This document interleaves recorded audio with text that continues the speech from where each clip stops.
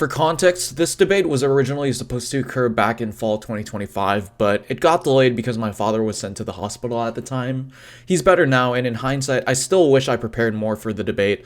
Up to 2 days leading up to the debate, which was pretty much all the time that I used to prepare, I was still busy finishing up one of my papers whose abstract got accepted into a Christian philosophy conference. But in any case, I'm happy with the results. I think I won, and here's a video I hope y'all enjoy.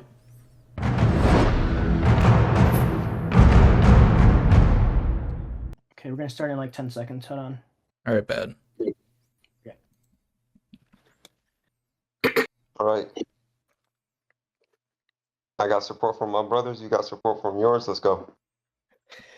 All right. Good morning, good afternoon, and good evening, ladies and gentlemen. My name is Roken, and I will be your moderator for this debate. We got a fun word for you today on which is more reliable, the New Testament or the Hadith. Today's format is as follows. Each speaker will have a 17-minute opening. Then there will be a 1-hour open dialogue. Afterwards, we will then transition into a Q&A. And then finally, each speaker will have a 1-minute closing. So without further ado, let's jump into it. Apollos, we decided you're going first. So whenever you begin, the time is yours. Yes, sir. All right. Can everyone see the right screen? It should be the PowerPoint. Yeah, I can see. We can see it. Yep. So whenever you start, I'll begin your 17-minute timer. Okay. All right, let's start. Thank you everyone for joining us. Today's contention before us is primarily a critical historical question. Is the New Testament or the Hadith more historically reliable? If the Hadith tradition is historically unreliable, the foundations of normative Islam become deeply unstable, and the contrast with Christianity's documentary situation becomes apologetically significant. Christianity's central claims rest on documents within decades of the events they describe. Paul's letter is within roughly 20 years of the crucifixion, the Gospels and Acts within a generation or two. By contrast, for most Muslims, Islam finds guidance for proper theology not only in the Quran, but in the Hadith as well. Reports of what the Prophet Muhammad's deeds were. Non-Quranist only Muslims like my Sunni opponent Harafil recognize that the Hadith help ground the morals, the preservation, and the authority of the Quran.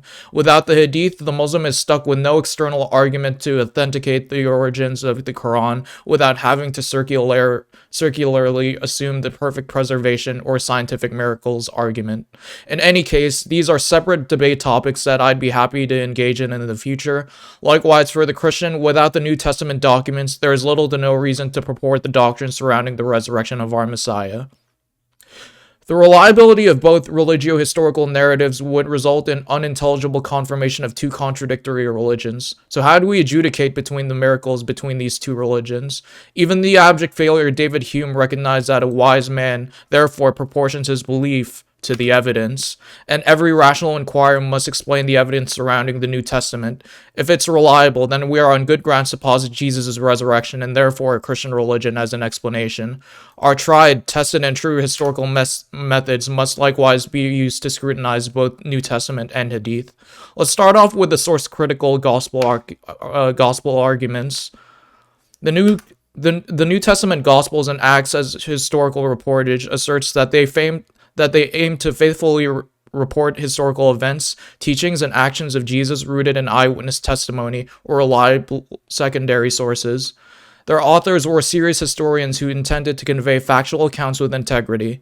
If the authors were seriously in a position to know the facticity of the events that they attest to, then the probability of the reliability of the New Testament in reporting facts accurately is raised. By contrast, I do not claim that these Gospels were merely Greco-Roman biographies with authors who freely fictionalize events, nor do I advocate for wooden literalism that excludes paraphrasing, summarization, and thematic organization, for the New Testament originally circulated independently without audiences understanding them as divinely inspired dictation. Here are some internal and external clues that may indicate the trustworthiness of the Gospels and Acts. These are not exhaustive, but a lot of them have to do with the idea that they had to have been eyewitnesses close to the events portrayed. We're talking about local governors that left no record on written history save for the inscriptions anchored to that date. We're talking about real indicators outside of a vague appeal to church history for the traditional authorship of the Gospels, Matthew, Mark, Luke, and John. We're talking about early dating for the Gospels and Acts within the lifetime of the eyewitnesses who were trained to recall Jesus' life and teachings daily. only. To be clear, we're not talking about Jerusalem being in Judea level of generic detail. We're talking about presenting information that only modern researchers have uncovered within the past 2 decades. In the case of onomastic congruence, there is no list of local Jewish names with statistical likelihoods assigned to them in the first century. 85% onomastic congruence on a chi-squared goodness of fitness test is a grossly clear indicator that these writers were accessing data that is orders of magnitude unlikely to be simply made up. And as for the Spider-Man fallacy, unlike in the modern world where we are free to search up any fact to our convenience, the ancients had no way of confirming these details without being close to the events at hand, without arguing for a mechanism that rebuts how unreasonable, costly, and inefficient it would have been for these writers to insert insider knowledge into supposedly historically inspired novels. The fallacy fails as a false analogy. Furthermore, the reliability of the New Testament is evident whenever historical critical scholars make use of it. For example, the minimal facts according to Dr. Habermas's dissertation and latest survey are the list of facts conceded by the overwhelming consensus of historical critical scholarship pertaining to early Christianity, including unbelieving skeptical academics. I don't set this as a necessary criterion, I only say this for at least the core facts. Nearly universal scholarly agreement is to be expected under these facts being true. Utilizing the consensus, therefore, is not a hard deductive appeal to authority, but just a tool to assess where people can find these arguments. Take, for example, the empty tomb. Although not a unilateral consensus, the growing majority of critical scholars believe the empty tomb of Jesus was found by the women of Jesus' ministry. Because this number is now close to 80% of historical critical academics according to Habermas's latest survey, it's on its way to becoming a minimal fact. As for collusion of sources, interdisciplinary scholar and analytic philosopher Dr. Lydia McGrew has successfully shown that multiple independent attestation under strict epistemic controls need not be literally independent in order to have the relevant causal and probabilistic independence needed for our investigation. For example, the reports of eyewitness testimonies to a bank robbery don't necessarily have to be 100% isolated from any interaction in order to raise a probability of the overlap of their testimonies being the best explanation. Philosophers and statisticians highlight the literary dependence is primarily about textual and narrative relationships, while probabilistic independence is about conditional confirmation and statistical correlation. For example, on how this sort of Bayesianism works, I implore the audience to visit these recently published probabilistic analysis papers. They show that the type of independence needed, perhaps surprisingly, relates to the negation of the hypothesis, as opposed to its directly perceived coherence. The question is not whether these pericopes have contradictions, necessarily. Rather, it is, given their acknowledged differences, are there undesigned and independent coincidences affirmed by the eyewitnesses themselves, likely under alternative hypotheses, like collusion. In short, their dependence is purely literary, but for the purposes of probabilistic calculation, their eyewitness attestations are independent. Likewise, even if Matthew or Luke's narrative structure is literary dependent on Mark, the distinctive M, L, and Q material contributes independently and probabilistically to historical confirmation, indicating probabilistic independence remains intact. Furthermore, these individuals would have expected a hostile reception when they started spreading their message of the resurrected Jesus. No formal chance to recant was needed when they had their whole lives to recant their message and end the real possibility of an impending death by persecution. If they were going to make something up, why make something up that they know that they would get persecuted and very possibly killed for no earthly reward? And concerning their one-way ticket to hell, if Jesus was in fact a conspiracy, Paul concludes the following: and if Christ has not been raised, then our proclamation is in vain, and your faith is in vain. We are even found to be misrepresenting God, liars, because we testified of God that he raised Christ, whom he did not raise, if it is true that the dead are not raised. Now on to the traditional authorship of the New Testament epistles. I have no doubt that my opponent will cite the apparent consensus of higher critical scholars against the traditional authorship of the New Testament epistles. So to preemptively counter that supposition, I'll defend the traditional authorship of the pastoral epistles and the Petrine epistles, as they were the only epistles that explicitly claim to be written by apostles. The epistles belonging to Hebrews, James, Jude, and the rest of the Johannine corpus can be segregated, at least for the purposes of this debate, as they are ordinary letters that don't directly claim to be written by eyewitnesses, although I do believe that. But I am simply making the point that non-traditional authorship for these other epistles is consistent with forgeries not being present in the New Testament. The main evidence for Petrine authorship and Pauline authorship of the pastorals is the need for scribes to address different writing occasions, but more importantly, in order for my opponent to appeal to a secular scholarship consensus to discredit these epistles, for him to stay consistent, he must necessarily discredit most of the Hadith corpus as frankly historically worthless. The same institutions or the same secular scholars that doubt some of the New Testament will easily discredit the entire Hadith corpus, in order for Harafil to arrive at the conclusion that the Hadith is more reliable than the New Testament, he must build an evidentiary case that does not rely on the consensus of secular scholars. But in any case, let's get on to why the Hadith are unreliable. Now, the duration between an event and its first stable written record is a space where historical memory is most vulnerable to distortion. It is in this vacuum that legend, sectarian bias, and political maneuvering typically replace eyewitness testimony. Thus, the primary challenge to the Islamic tradition is the profound chronological fracture between the life of Muhammad and the codification of the Sahih collections. This gap represents a black hole of anonymous transmission where continuity is claimed but historically unproven. Muslim apologists have tried to rescue the Hadith by appealing to their isnads, but the reality is that the New Testament gives historians extended literary compositions so that they can test them holistically by source dependence, redaction, vocabulary, structure dating, manuscript transmission, reception history, and comparison with the other early Christian materials, whereas Hadith criticism is more report by report and transmission chain driven, which can classify individual reports, but given historians less access to the kind of holistic source criticism available for the New Testament. The New Testament has a wealth of early information to scrutinize holistically, whereas a single isnad must be taken at an atomistic case by case. If there's one thing I want you guys to remember, it's that while the reliability of the author of the New Testament book can extend to other claims within the same book, the same cannot be said about the myriad of different isnad chains for a single claim or narration for Muhammad. When we apply a consistent historical standard to the transmission of the New Testament and the Hadith, the contrast between textual control and oral drift becomes undeniable. The New Testament utilizes a multiple attestation model rather than a linear game of telephone dependent on a single chain of names. The New Testament is preserved through thousands of independent overlapping manuscript chains for texts written by eyewitnesses and within the lifetime of the eyewitnesses. This provides a built-in control mechanism by comparing independent manuscript traditions from across different geographical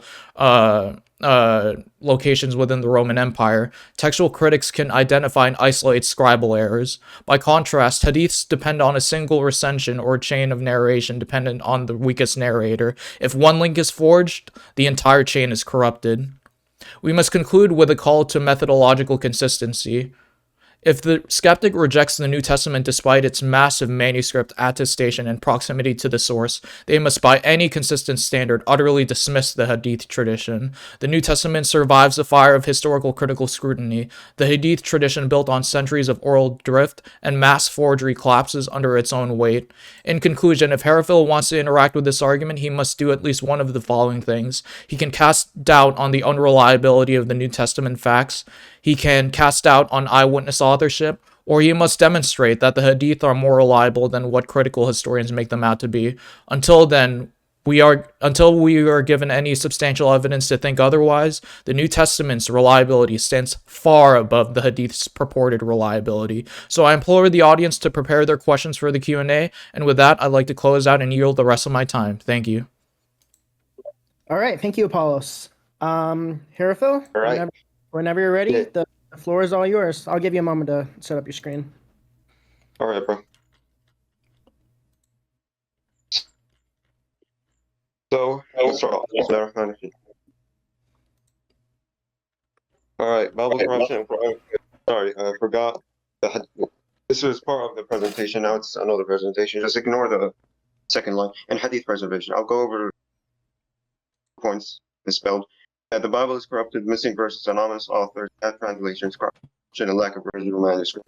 And two, I'll go over Hadith preservation. Firstly, we have no first century manuscripts. The only complete one is in the 4th century. And there are not only that, we have many variants readings that make it impossible for us to know the original. The pick is from a book called The Text of the New Testament by Kurt Aland and Barbara Aland. You can see the scan over. Variants exceed the number of words in the New Testament. Describing Jesus by Bart Ehrman, page 90. There are more variants for manuscript than there are words in the New Testament. Not only that, there are over 400,000 of differences between the manuscripts. Bart Ehrman and Daniel B. Wallace dialogue edited by Robert B. Stewart. Let me read that out for you. There are more differences in our manuscript than there are words in the New Testament. That's a lot. There are more So, conclusion they came up with in their book.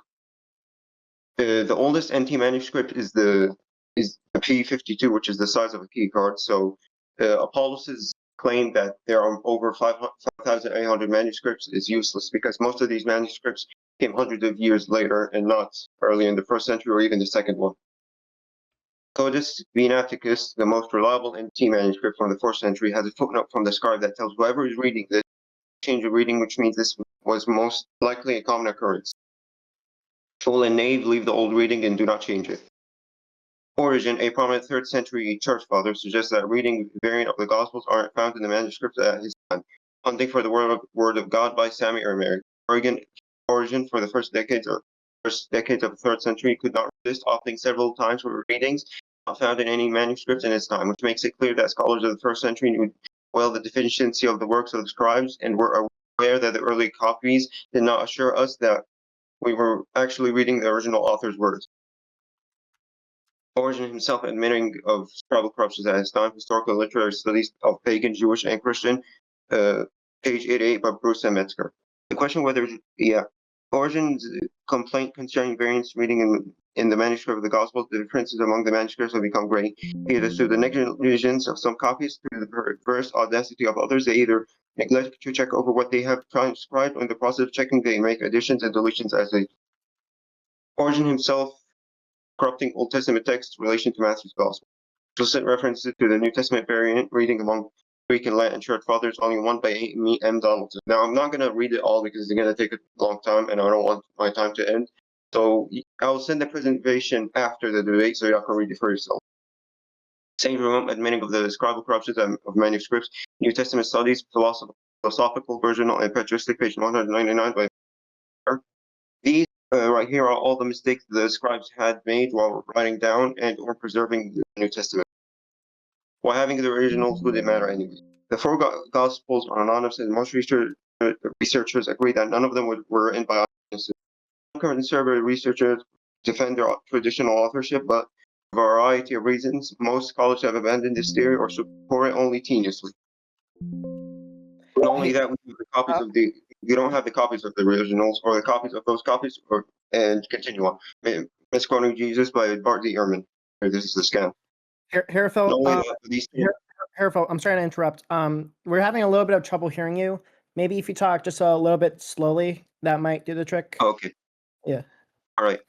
Yep. Not only that, but these stories that are in the Gospels are stories of Jesus circulating centuries later, while also being in Greek, even though Jesus primarily spoke Aramaic, which means even the meaning between the words, the stories is lost.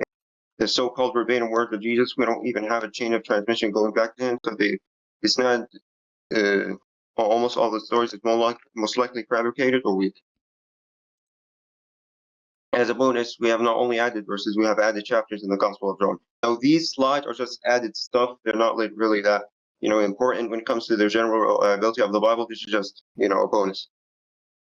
Some interpret as Mary Magdalene. The Codex Bizet and Textus Receptus both have this passage, but P66 and P75 in Codex Sinaiticus and Alexandria and Vaticanus all omit the whole passage, and some scholars say this story might as well have been oral folklore that entered the Gospel of John. This is the scan from where the last slide, this is like the evidence, what Bartley Herman said. The original ending of Mark was considered a corruption, even though it was a corruption, people still kept it in Mark to remedy things, and this is the proof right here. This is the scan. I'll send the presentation after the debate. Hadith preservation. Now, this is my defense of Hadith preservation. Symmetry analysis and Hadith reliability, or they're known as Symmetric linguistic analysis, supports Hadith reliability by stating that It can detect any fabrication with high certainty. Studies using hierarchical clustering and transformer language models can filter hadith, determining authenticity up to 92% certainty based on style alone. Constant linguistic style among the hadith, especially in Sahih al-Bukhari, suggests that discomfort with the Prophet, debunking the revisionist argument of anonymous fabricators. Because if the hadith were heavily fabricated or forged, the linguistic style or analysis would detect many variants between the hadith, but it does not. Objection to the stylometric analysis. People could have fabricated the hadiths in one common style, leading to the appearance of a single font. Forgery at such a consistent and sophisticated level across numerous individuals and regions is highly unlikely.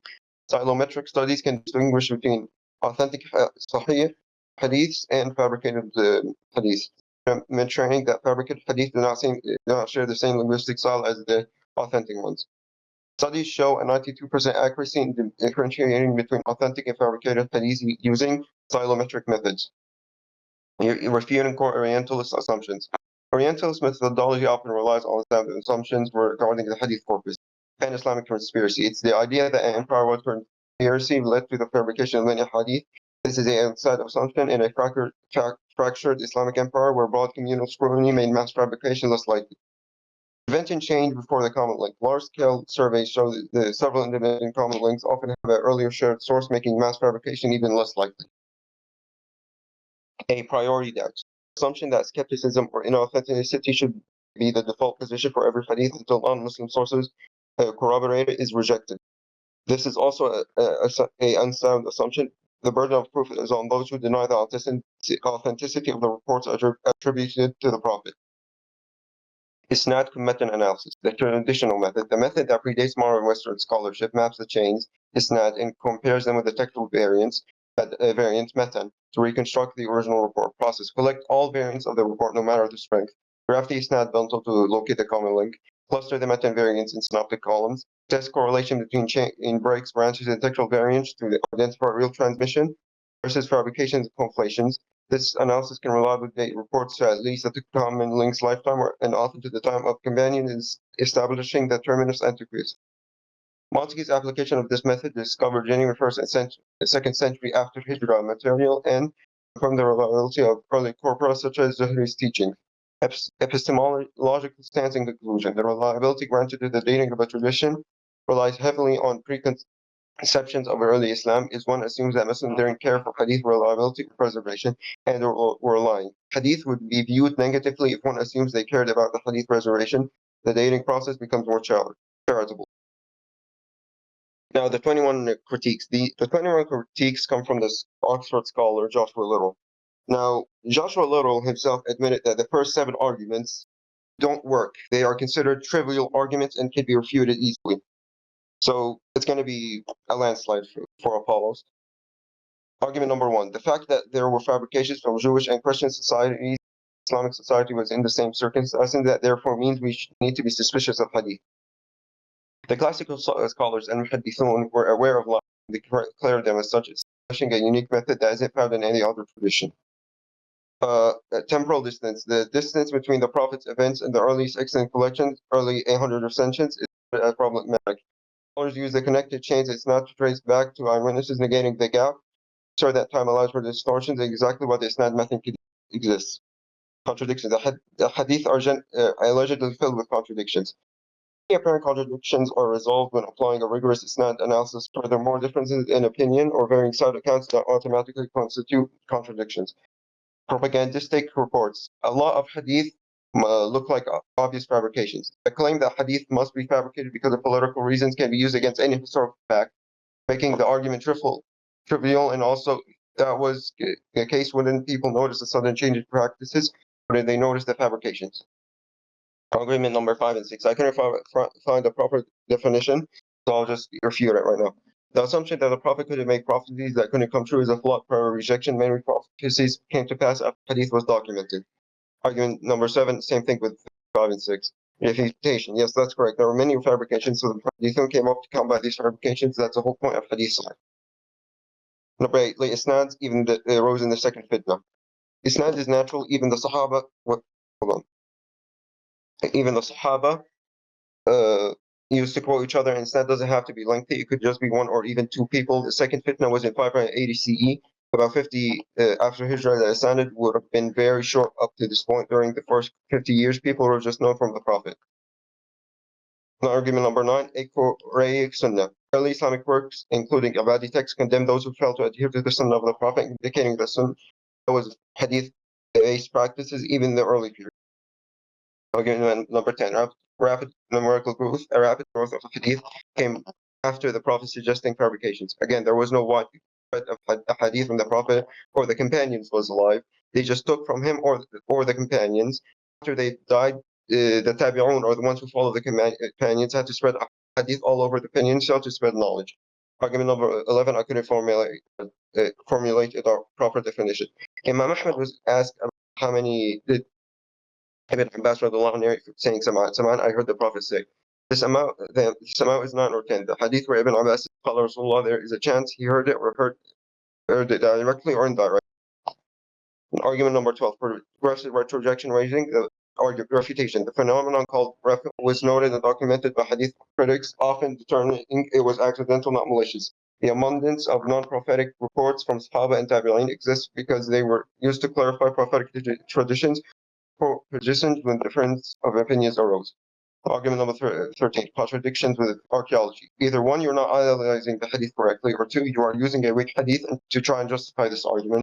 Also, we cannot expect the people in the desert or the companions of the Prophet to know archaeology because this was in the 6th century. Obviously, they wouldn't know that. Argument number 14, hadith allegedly from the legal dialects. The account of hadith that line up perfectly with later legal debates, e.g. Meccan or Medinian schools. Refutation. It is more plausible that the later regional legal arose genuine legal or differing among the reports of the Sahaba, of the companions. Argument number 15 and 16, all transmission and extreme variation. This critique applies to all historical testimony. The hadithun were highly likely at detecting contamination in memory.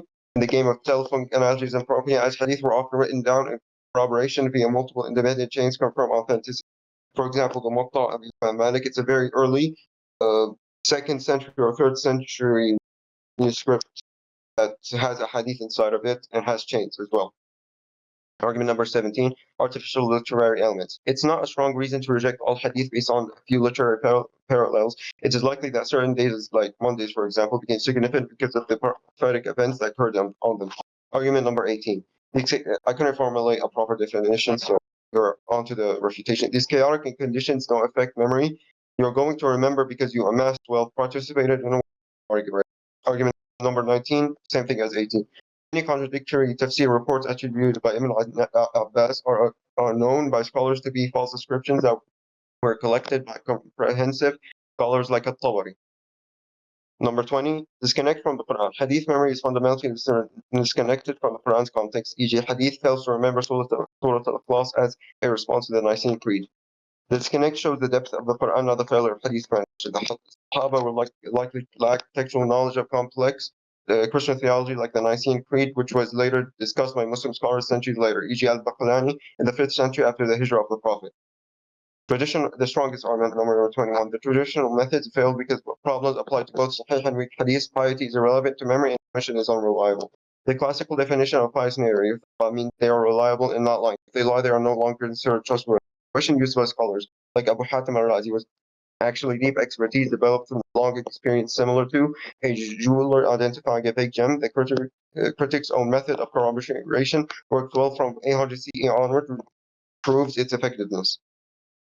Key insight. The strongest critique presented is considered to be the argument related to projection and the origin of isnad, Shat's theories, which argues that hadith were created and retrospectively attributed to early authorities. The argument of decades old heavily influenced later Oriental skepticism and required complex refutations such as those provided by Muhammad Mustafa al-Azami.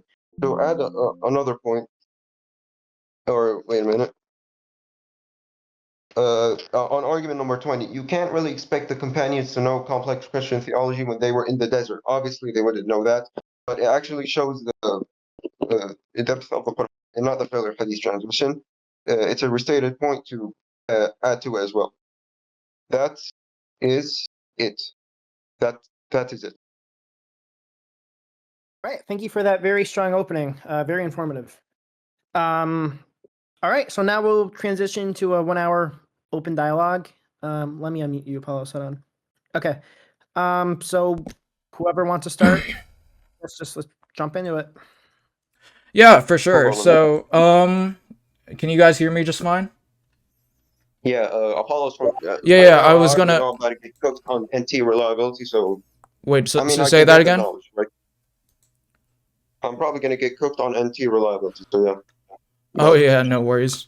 Yeah, yeah, you mentioned earlier how like you said that there are no first century manuscripts or first century like complete copies uh New Testament books or like the New Testament in general. Can you provide me uh like a first century copy of a Hadith collection within the first century like Al Hijra? I don't have to. We already have isnad. But wait a minute, you said that well, by that definition, I could just like appeal to the idea to the fact that the Gospels were written by eyewitnesses. You know, Papias talks about how, say, for instance, like the Gospel of Mark was written by Peter's testimony. Um, Uh, so like, aren't you kind of using a double standard over here if you're gonna say that the New Testament doesn't have first century manuscripts, and yet you're willing to uh uh, basically apply like retroactively like this claim to eyewitness transmission for the hadith. well, as well, basically, right. This is how I see it, right? The Bible, right? I said isn't any first century manuscript, right? Yeah, that's what he said. Okay, so if there's is not any first century manuscript, and if you cannot show me that, from where did the apostles or the companions of Jesus get their information from? Did they get it through a chain of narrators? If they didn't, then I can't really have to I don't really have to trust the NT reliability. If they were eyewitnesses, then I might have to concede on that, but you're gonna have to show me scans from scholars that say that the companions of Jesus were eyewitnesses, because as far as I can see, I showed a scan where it says that the companions of Jesus, Mark, Matthew, Luke, and John, were not eyewitnesses. But on the other hand, the hadith with the isnad and everything else is considered reliable. We can use the scientometric analysis and defend it. So Yeah, yeah. I don't know about like the whole stylometric analysis. I mean, like you say that we can like look at like and then the problem with Mountain criticism is that like it kind of looks at like the orthodoxy and like this almost like the psychology it feels like of like these different narrators, but we don't have these narrators writings, we don't have these their sources, we don't have like their direct like textual writings. Whereas with the Gospels, like I can give you evidence for why the Gospels were like written by eyewitnesses. I know that you say that they're not written by eyewitnesses because of critical scholarship, but I could easily appeal to the idea that in critical scholarship, like within Western academia, hadith are largely regarded as unreliable. You know, there's that famous statement by Yasser Qadi, who basically says that he's taking the hadith by faith. And Sheikh, what's his name? Shabir Ali also said something similar about how, like, oh yeah, this is great because now we don't have to defend Aisha being 9 or 6 anymore. Um, uh, so I guess like when you say that yeah, we can trust the isnads, I can pull the same move and say, okay, well, we can trust the eyewitness testimony of the gospel writers and Paul's epistles, say for example, and the epistle of the New Testament authors. We have like the Okay. written So works. We don't have what we have written works for the Hadith are later collections that are like hundreds of years later. okay, already. Okay, let's start off, right?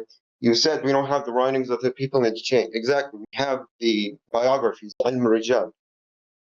We have their biographies to see if they're trustworthy or not.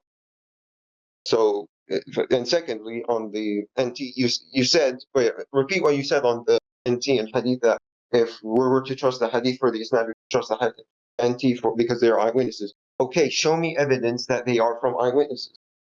Yeah, sure. Like, I can do that. Like, I'm sure you've seen some of my debates. Like, let me share my screen real quick.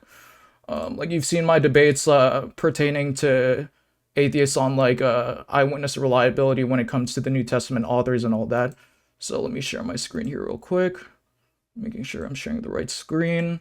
So like, yeah, this is the problem with like the Hadith, right? Like, I have to rely on like each chain of narration. Their reliability only goes up to that one single chain of narration, because as you know, the Hadith like have multiple different claims to chains of different narrators, versus like with the Gospels we only have like basically like one group of authors, or like one author. So like, I can pull to Yeah. you like textual data when it comes to them getting like the archaeology right for, let's say for instance, the pool of Bethesda or the pool of Siloam. Whereas, you know, let's see here, gospel authorship, dating, geography, like, yeah, these are, uh, hold up. Yeah, like the pool of Bethesda and the pool of Siloam. Um, like these are archaeological sites that are mentioned by the New Testament, and you would have to be, and that were only uncovered recently. That you would have to be ground in boots in the location at the portrayed events, versus like when you come to the Hadith, you know, it's been well recognized, at least amongst critical academia, that the archaeology pertaining to the Hadith is really messy, because like there's this narrative within the Hadith that pre-Islamic Mecca was basically polytheistic. But when we actually look at like many of the epigraphic and literary sources, according to critical scholars, you see that it was like there's like independent Hold on. evidence to Hold on. suggest that it wasn't polytheistic. And I'll stop right there. Yeah, sorry, you wanted to say something? No. Continue. It's just something. Yeah, for sure. Yeah, that was basically like my whole point when I was like trying to say like, uh, and it was just drawing a comparison between the two traditions of like scholarship, because the problem is with, as you know, and I'm sure like you're a Sunni Muslim, so you would ascribe to the apostasy law within Yeah. traditional, in a traditional Islamic state.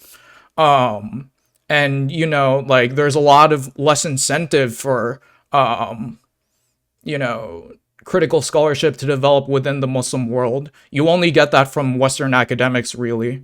um because like we have examples of like people who did question the Hadith within the Islamic State, but you know, they were declared as apostates and therefore were exiled, or you know, spent many years in prison. You know, you like, it's not analogous to draw like a consensus of like critical scholarship when it comes to the New Testament versus like traditional, especially traditional Hadith scholarship. Because the problem is like I can just go to like the conservative scholars of like Christian institutions and say, hey, like they agree that the Gospels were written by eyewitnesses. So like this is just like, it's not like comparable at all, to basically say that, to basically like appeal to the consensus of like one set of scholars, but to a different consensus of a totally not analogous set of scholars. So that was my point. Okay, hold on. So, could you like make your point simplified? Like simplify it a little bit so I can understand and respond.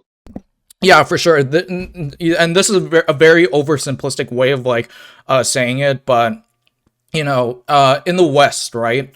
If you question the Bible, if Yeah. you want to say that Moses never existed, that Jesus never resurrected, you might not get like the paycheck from conservative institutions, but you can easily walk into an Ivy League institution and claim that. And in fact, that kind of work is encouraged because of DEI, diversity, equity, and inclusion incentives. And you know, like just propping out like liberal scholarship and all that. I have a whole video when it comes to that, guys, so be sure to check that out. But versus like in the Muslim world, like if you question the hadith, there are many instances, and I'm not talking about like individual like narrations, because I know you guys have like the whole like Sahih grading system, but like if you were to question Yeah. like the traditional hadith collections and the ones that are regarded as authentic, you could easily be declared as an apostate. And you know, like that's the thing with like modern criticism, that like it's inherently biased. And so like Wait. So you're saying that Muslims are more controlling than critical scholars of the NT studies, correct? yeah, yeah, I would say that. I think that's a fair Well, characterization. You know, like I'm not saying that there aren't conservative institutions in America, because there obviously are.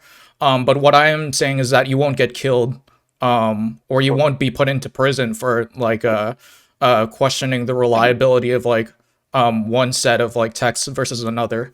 Um, Apollos, what does this have to do with hadith reliability? Because again, if No, that's because wrong, well, then we you can. just brought up no, because you asked like what is the relevance of like some scholars saying this, and and because you were the one who mentioned that, you know, there are Christian scholars that say this and that.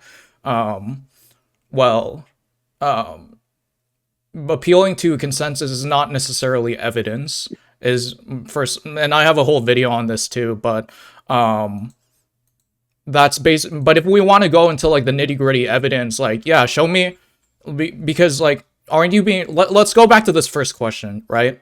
You said that we can fall back on the isnads for like dating these sayings of the prophet, versus the New Testament. We don't have first century manuscripts. Like, how is that not hypocritical? Because we would be hypocrites if you did have a chain of transmission. Because if you don't, then But we we do. don't have to trust it. We do. Could you We show me? have. Yeah, Papias talks about how the Gospel of Mark was written, was the what Mark was the amanuensis uh for the gospel, for Peter's testimony, and then that the Gospel of Matthew was written by the apostle Matthew, and we have names of these apostles.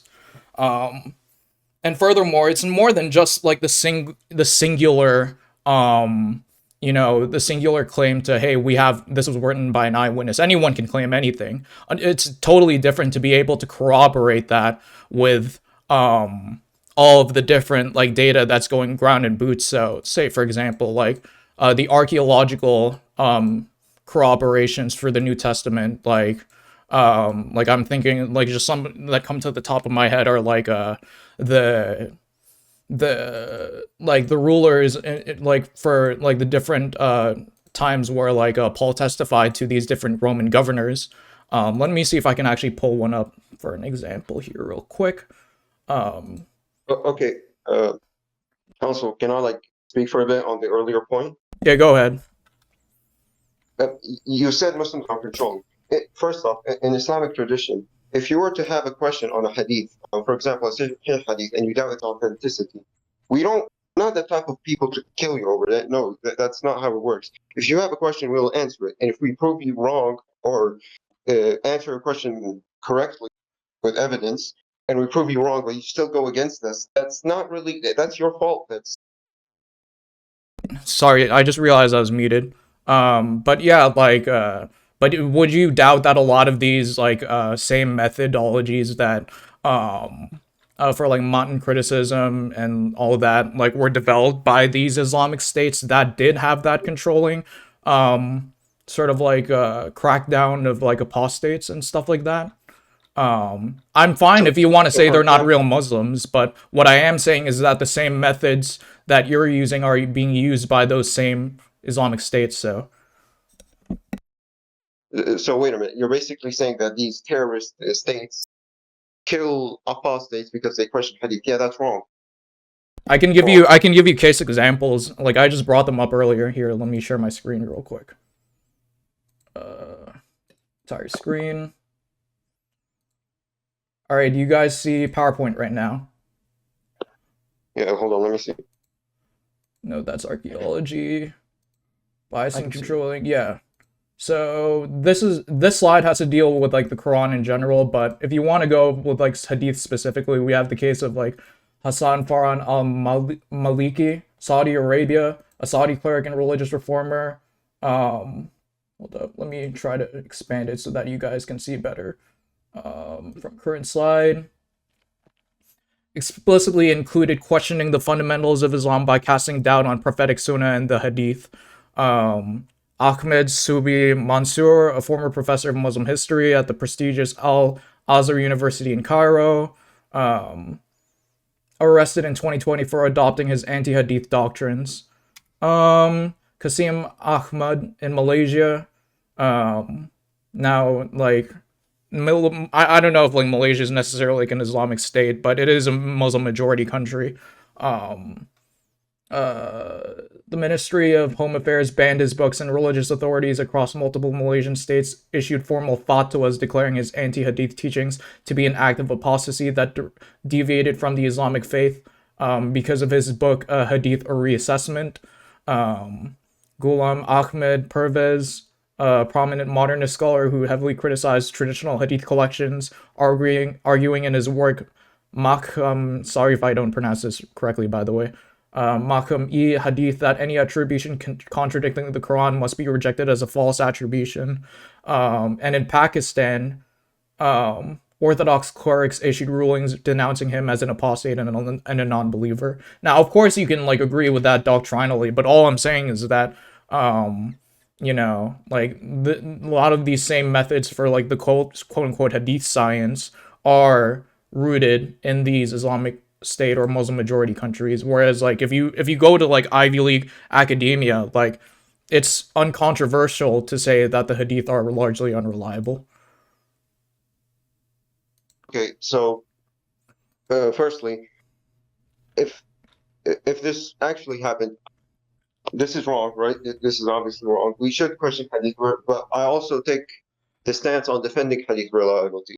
But if we were to kill someone because of a question, yeah, no, that's wrong. So what those countries did, it was wrong. Obviously, that's not what we do. And sorry, I just realized I was muted. I'm not saying that what they did is something you stand for, by the way. All I'm saying is that, you know, the same methods come from the same countries, so that's all I'm saying. But yeah, like yeah, we should yeah, I'm pretty sure that these method of like killing people because they question Hadith or study it is just that's wrong, and I think majority of Muslims can say that's wrong as well. That we don't do that. okay. Okay, so you know, okay, let's talk about more about like the actual evidence though. So like a lot of the way you kind of like characterize Joshua Little, by the way, guys, for those of you who don't know, was no what's the institution? Yeah, Oxford Scholar. Yeah. Who argued for 21 reasons against the reliability of the hadith. And a lot of what you kind of like when you were trying to steelman Joshua Little, it seems like you were interpreting him in such a way that it was a deductive appeal, like, oh, like maybe we can go back to one of your slides. I forgot the exact wording, but like basically the Joshua Little slides, when you were saying that, oh, you know, just because there's a prior probability of, you know, forgery and the first reason within Christian and Jewish sources, and by the way, he includes Islamic sources. So yeah, that's not correct, because like even Sahih al-Bukhari admits that, or it's recognized by that Sahih al-Bukhari collected like 600,000 hadiths, but he only retained 1% of them because of his whatever he deemed as orthodox, containing orthodox content. Because he was he had a strict methodology to say which hadith is reliable and which hadith isn't. And let me continue.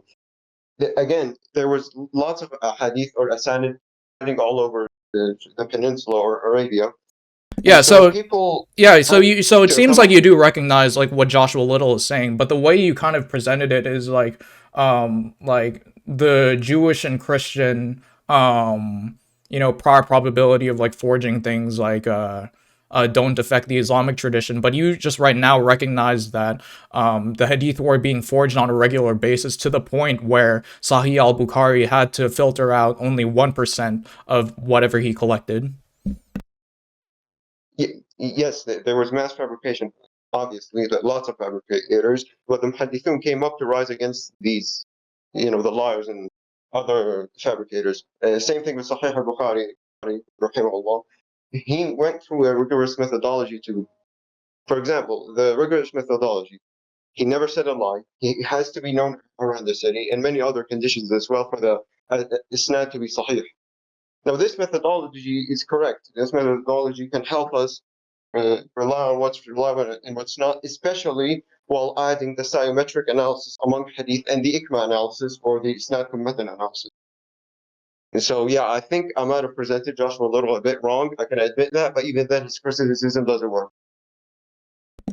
Okay, so but how would like I'm really struggling to like understand like how would Sahih al-Bukhari, the writer of Sahih al-Bukhari, like know like the jurisdiction of like these isnad chains going back like 200 or 300 years earlier. Let me pull up the exact date. Let me share my screen real quick.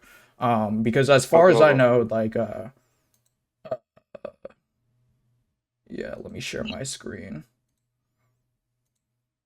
Entire screen. Yeah, so like the six Sunni Hadith collections, Bukhari, Muslim, Abu Dawud, Al-Timiridi, Al-Nasi, Ibn Majah, were compiled in the 9th to 10th centuries of the Common Era. So that translates to 200 or 300 years after the Prophet. So Yeah. like Sahih al-Bukhari completed his Sahih around 846. So you just said that like geographically they would have been in the position. Can you actually repeat what you said like in terms of like Sahih al-Bukhari's methodology for scrutinizing the reliability of the Hadith? And by the way, it's only Okay, so 1% of what he collected. yeah, but basically, his methodology was just, it's a lot of conditions, but I'll just name a few. The person has to be recognized around the city.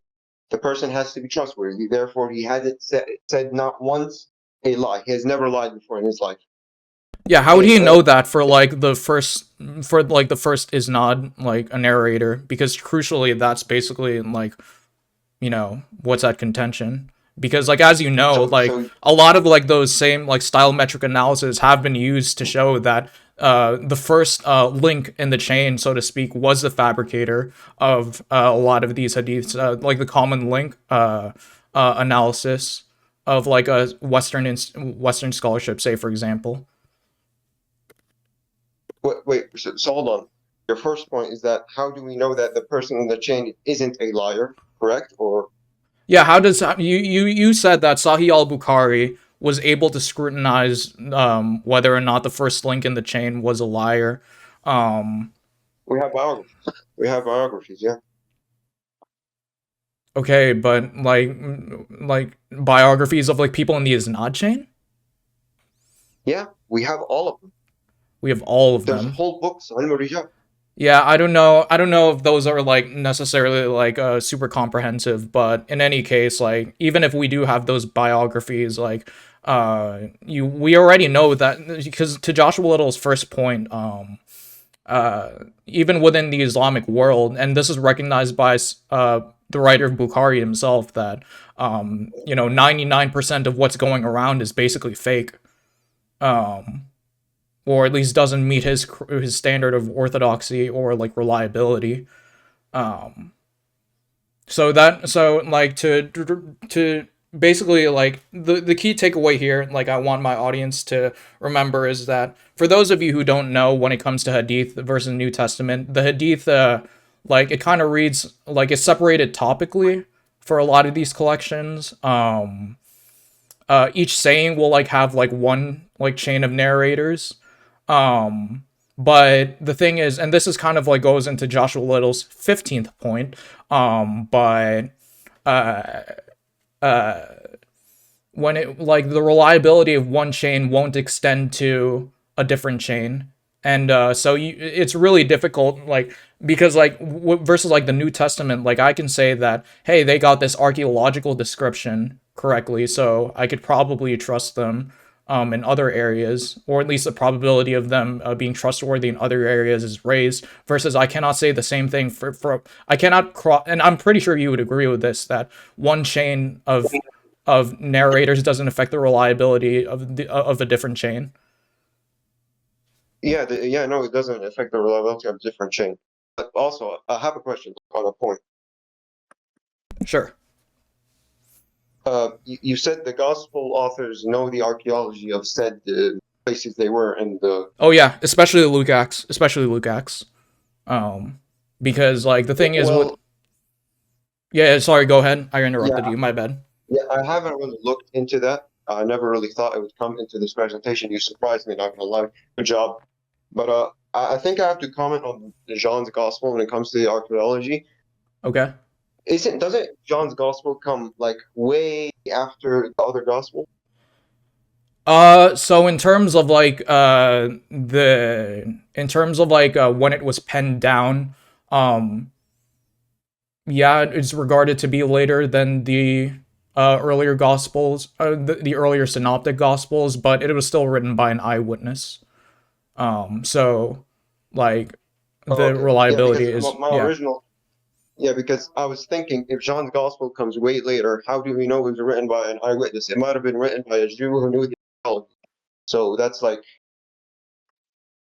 Oh yeah, yeah, yeah, and then you would have to get into the evidence for that, like looking at like the different jurisdictions of like the church fathers. And this is another like critique I have when it comes to the Hadith, right? Like and this just deals clearly with like the Hadith manuscripts. So this is like, just to be clear, this is like the textual recovery of what the Hadith originally said.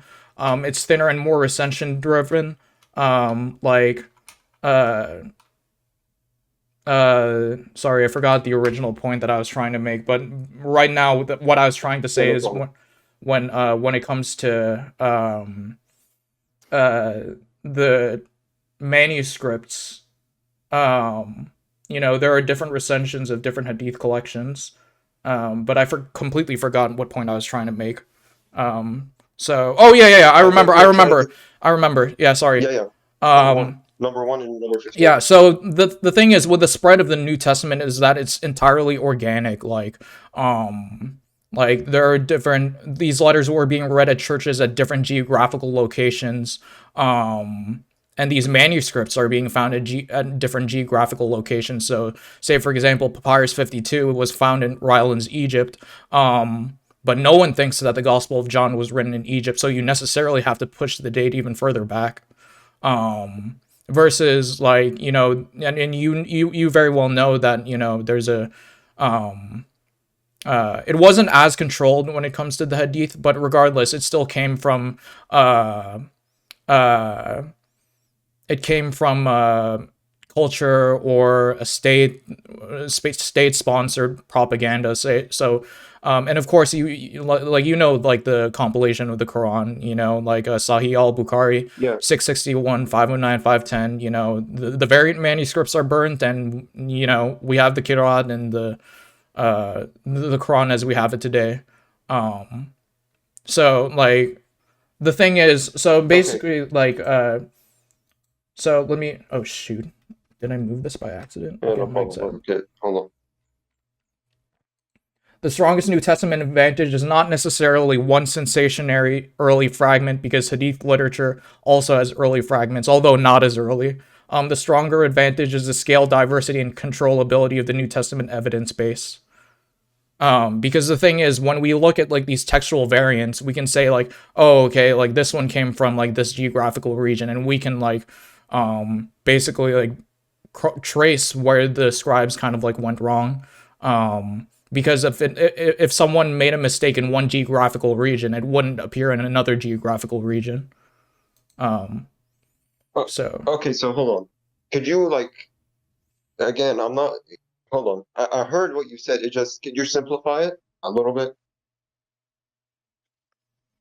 yeah, so I totally forgot like the original point, because we were talking about John's gospel, and then I don't remember. I'm pretty sure your point is that I presented Joshua a little wrongfully in the first point. In most of the points, to be honest, I would say, because like the way you kind of framed them was like deductively, for a lot of these Okay, could you give me steel another mans. example? Yeah, like you were talking about like how let me see, like I'd have to look at your slides again, but Okay, hold on. Let me share. Okay, so which points? I'll go through them slowly. You can see.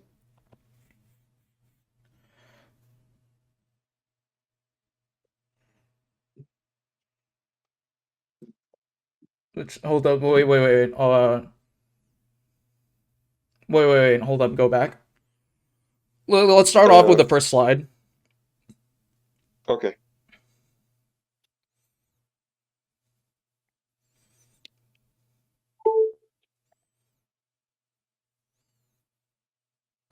I think the second one is a fine way of saying it. Go on to the next one. Okay.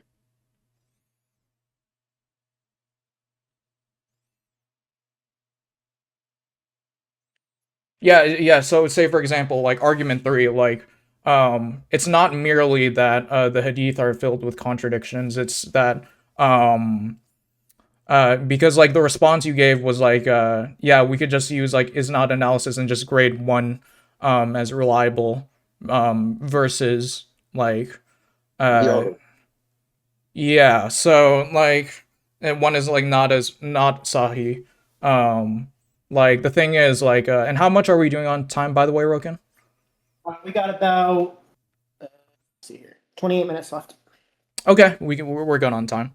Yeah, like so like the different like narration chains like are contradicting each other, and like so I guess like my question becomes like if you're grading one is reliable and one unreliable, doesn't that affect like the credibility of like at the very least that narration chain, and or sorry, at the very least the compiler, and then and very possibly the narration chain. wait, so I'm going to restate your point. If I'm going to restate your point, tell me if I misunderstood something. You're saying that Okay. since one chain is unreliable and another is reliable from the same hadith, therefore we can. Wait a minute. Like I guess my question is like what's going wrong? Did the compiler like accidentally include it into his collection? Is that what's going wrong, or like is that what's causing the contradiction, or is it that like the like what's unreliable in this instance? Well, okay, hold on. Let me help you real quick, right? Basically, in tradition, right, we include weak hadith. Why? Because it's considered evidence. So what we mean by that? You know the statement, weak evidence is still evidence? Yeah, sure. Like evidence is underdetermined. Yeah, I haven't heard it in that exact way, but yeah, sure. yeah, okay. So since we both agree on that, the muhaddithun or the theologians used to use firstly the strong ahadith, and then they use the weak ahadith. Why? Because the weak ahadith are still evidence. But you're still The admitting weak that evidence. the writer of Bukhari still put it into his collection, right? Regardless. Yeah, he put it into his collection, And but that's he after used his it one to. percent. That's after his 1% of the 600,000 collections he had. That passed his filtering, right? Yes, but there was different versions of the hadith. So there was a strong one. Therefore, the weak ones don't really matter. But he just included because again, weak evidence is still evidence.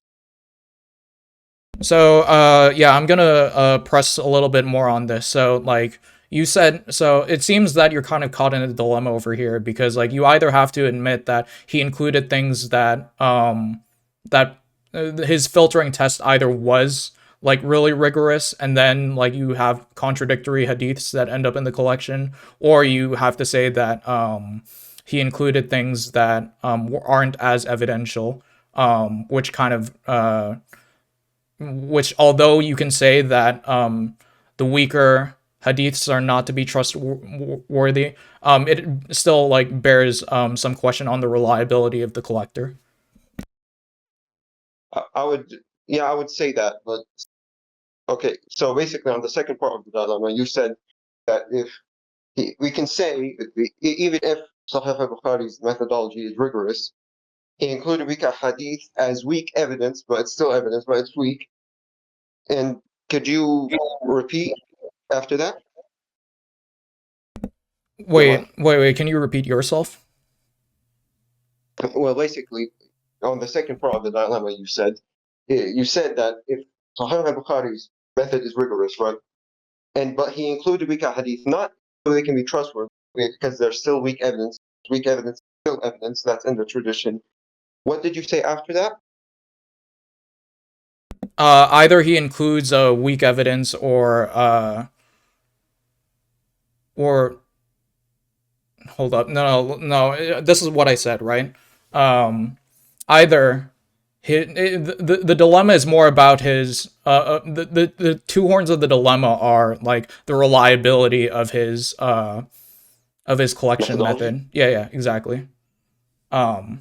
So like either it is reliable or it's not reliable, generally speaking. Because the only way it seems as though is you could, if you're basically saying that contradictory hadiths can end up in Sahih al-Bukhari, or like any of these hadith collections, then that would cast doubt on the reliability of the collector, wouldn't it? I don't think so. I would disagree because then couldn't we just say that the person, included it as more evidence purposefully, or do you think it's a mistake by Sahih al-Bukhari? Because it depends on what you think. Like, if you bring evidence that it was a mistake, then I might have to concede. But I guess you like what can't, I'm trying to say is like what is the writer of Bukhari's methodology when it comes to let's square this out, right? What is the criterion in order for something to make it into one of these hadith collections? the people on the chain have to be well known. They have to be trustworthy from their biography, and other things like that. But those are the two things I remember. Okay, so trustworthy, well known, all of that, well known Yeah. in their biography, that can produce contradictory reports, right? No, I don't think so. Unless you can bring evidence.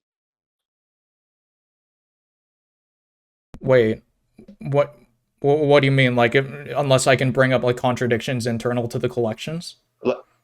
Like for example, if you have two Sahih hadith and they both contradicting each other, I might have to concede. But if you can't, one is weak and the other is Sahih, then there is no contradiction. The one that is Sahih, we take. The one that is Da'if, we leave out, but we still keep it as weak evidence. Okay, I'm not sure if that really makes any sense, but anyway, like let's see here. We talked about you said something about like the isnad like stylometric analysis and like I don't know, like Yeah, hold on. wouldn't you say that's still reliant on like the collections, um and the way that it was preserved in the collections? And I'm not trying to make like a deductive claim here, because obviously like I'm not saying like deductively just because it's reliant on the later collections, therefore the isnads are unreliable, but it still casts doubt in general. So like what are the stylometric analysis. yeah, can you show me like some of these what are the indicators? Can you bring up your like slides again? Oh, you already have Which them. one? Yeah, the stylometric analysis of like the different narrations. Hold on. So these are the two main slides on the stylometric analysis. You can read them if you want. Okay. Let's see here. And these are the objections, but do you want to read this first and then the objections, or? Yeah, sure. Hadith reliability. Sorry, the side chat is kind of like showing. Trying to close it. All right, there we go. Harafil, if you wanna ask Apollos a question, you're more than welcome to do so. Yeah, for sure. So yeah, okay. Yeah, because I'm gonna ask him on the scans I brought up on the NT reliability. So for example, St. Jerome, other stuff like that, but let's continue. What's your question of Paulus on the Islamic analysis and the objections? Anonymous fabricators, hierarchical clustering and transformer language models that can filter hadith determining. Okay, but what's the filter here? What are they filtering on? Like the names that appear in like the isnads or something? No, hold on. Okay. They can filter the hadith itself or the style, linguistic style of the hadith. We can also Oh, combine okay, it with yeah, the yeah, I ikma, see. the I isnad see. method analysis. Yeah, yeah. Yeah, yeah. So you're saying like the linguistic style of like how it appears in the collection, right? Yeah, linguistic style proves there's one author, therefore it goes one author in the sense that there's like they brought it from one person, one common link close to the prophet. That's what I'm trying to say using the styometric analysis. Because again, if we were to say that they fabricated it, that's very unlikely because there are multiple people around the peninsula, so multiple people around multiple regions fabricated the same hadith. No, that's very unlikely. Okay. So like the same. So like the same author would refer to like the same like isnad chain or what's up here? What do you mean? Like what do you like? So okay, like they have the same they have the same style metric linguistic similarities. Therefore Yeah. therefore what exactly? Therefore like they come from a like who's the One similar common link. Hold on. source? Okay, hold on. Yeah, I'm back. I'm sorry. Just someone walked into me. Yeah. Continue. Wait. So Oh, like what's the similarities in the linguistic analysis shows that it's from a common source like the prophet? Is that what you're saying?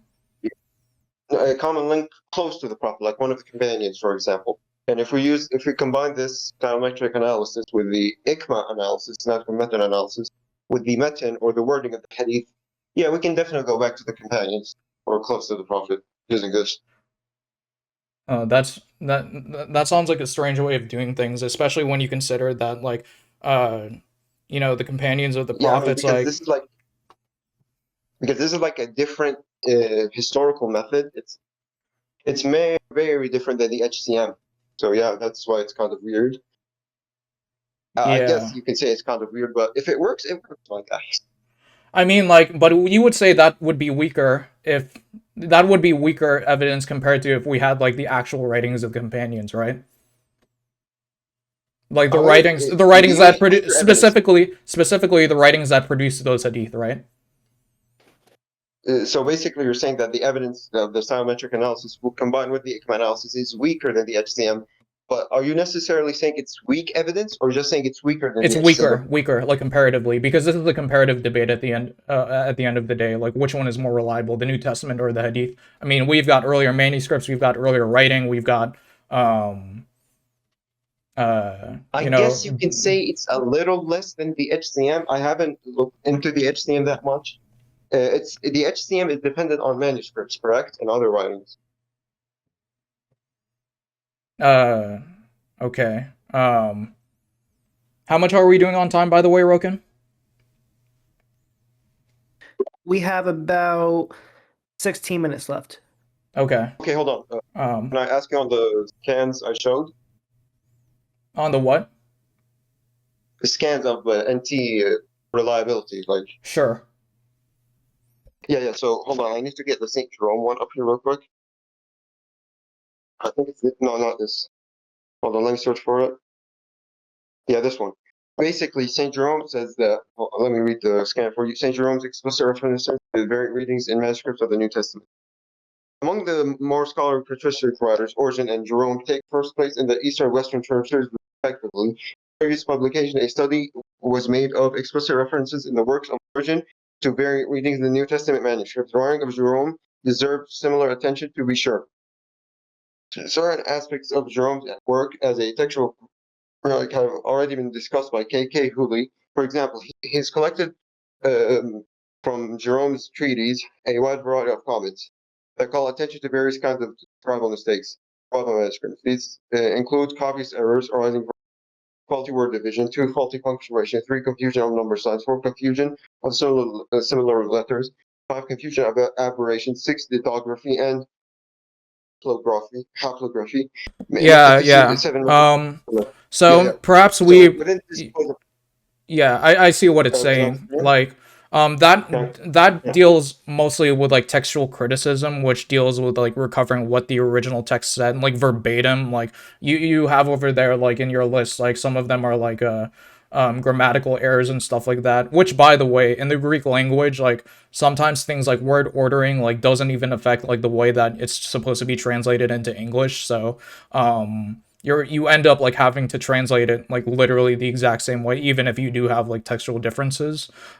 So perhaps like yeah, so like a lot of like these textual differences, and you brought up like a quote by, I forget if it was like by Bruce Metzger or like some other guy who said like there's more like a textual variants in the than there are in the New Testament. Yeah. So like yeah, like his teacher was Bruce Metzger, and Bruce Metzger would like say that like there's no like major textual variant that would affect major New Testament doctrine, which would include things like what was historically reported.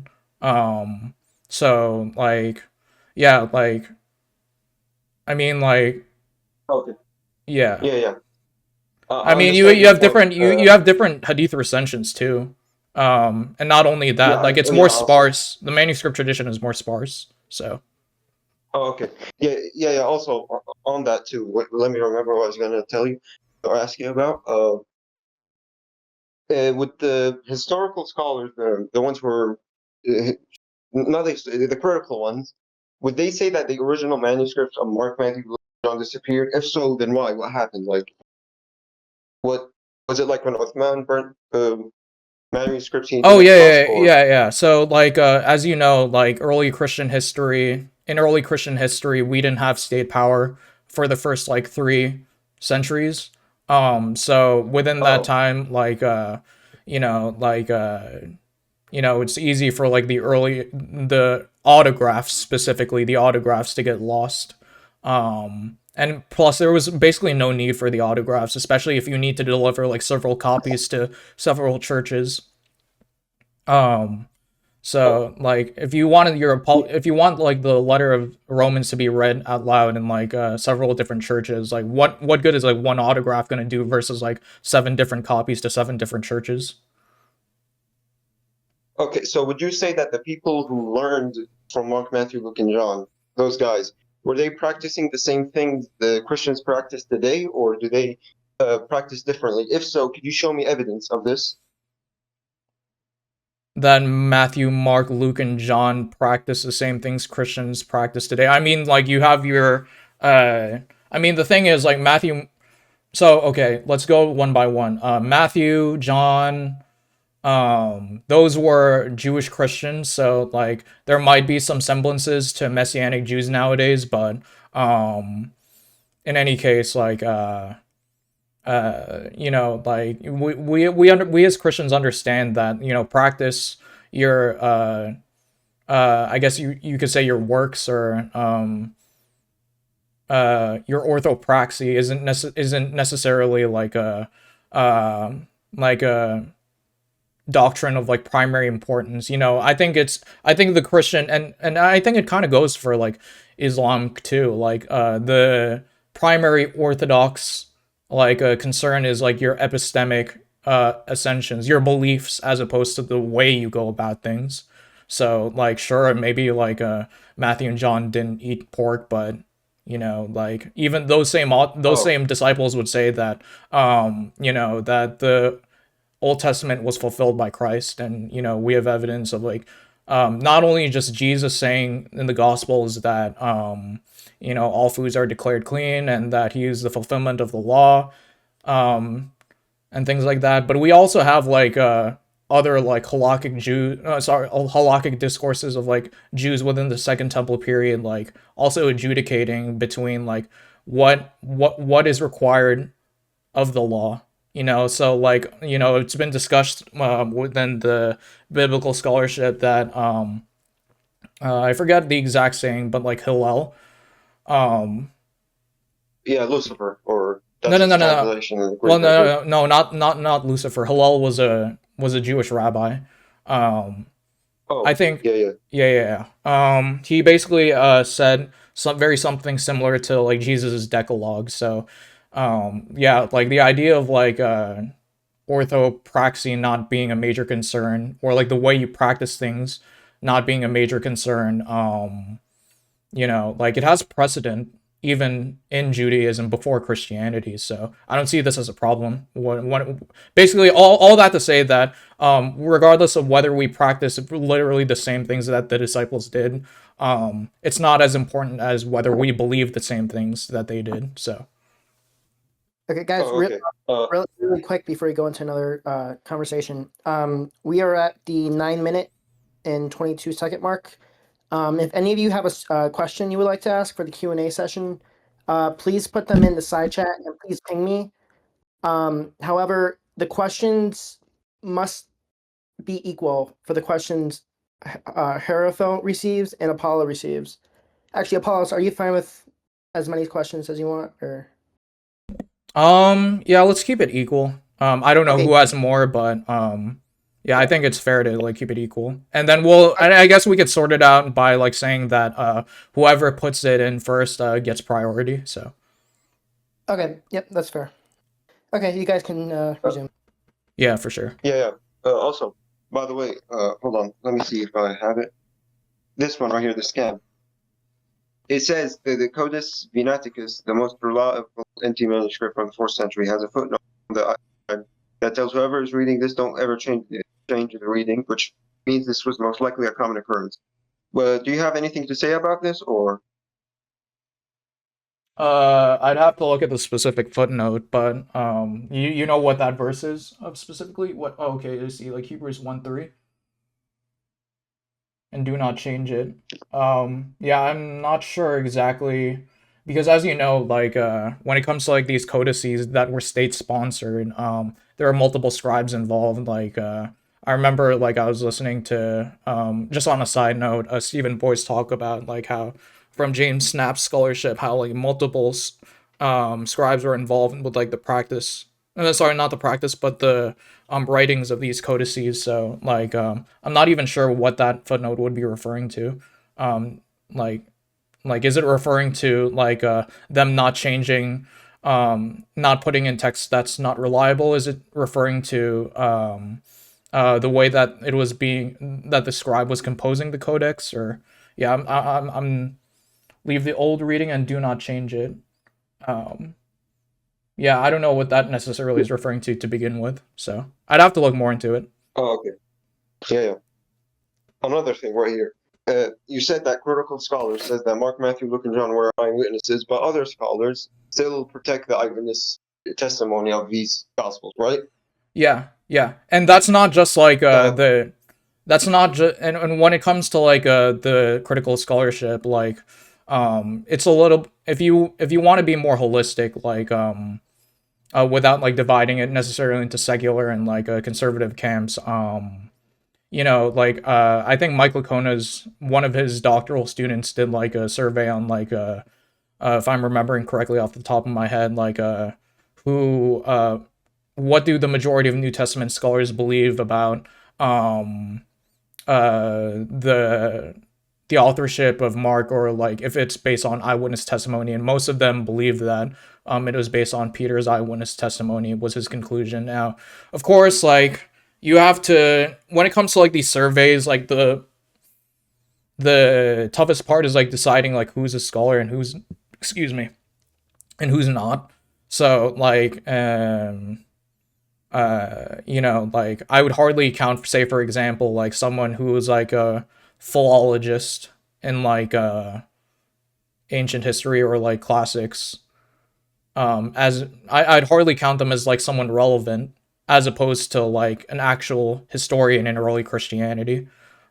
So I guess like let's see why having the originals wouldn't matter anyway. I mean like we don't have the original notes of like these people in these nod chains. So Oh, okay. Yeah. But also, I have a question on the between the critical scholars that attack the eyewitnesses and the others that defend it.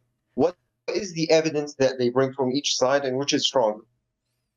yeah, I mean, like, obviously, like, I would say me being, like, a conservative Christian nowadays, like, I used to be a liberal Christian, by the way, so I used to fall more into the Okay. critical side back in the day, but nowadays I would say that the conservative scholarship is stronger because, like, and I have a whole video on like secular scholarship that breaks down like all the nuances that goes into like who gets published and who doesn't and stuff like that in some of these secular conferences. But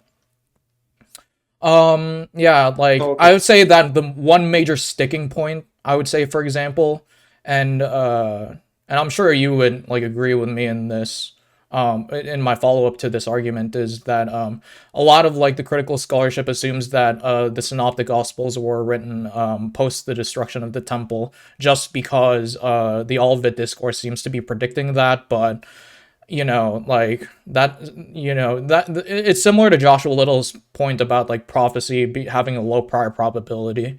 Um, and by the way, that's another example of like a kind of like a mischaracterization of like a Joshua Little. It's not necessarily that prophecy is impossible, but it just has a lower prior probability than like Vaticanum ex eventu, which is something like I even would agree with, even though I believe in prophecy. But in any case, yeah. So as far as Oh, like oh, the he said that?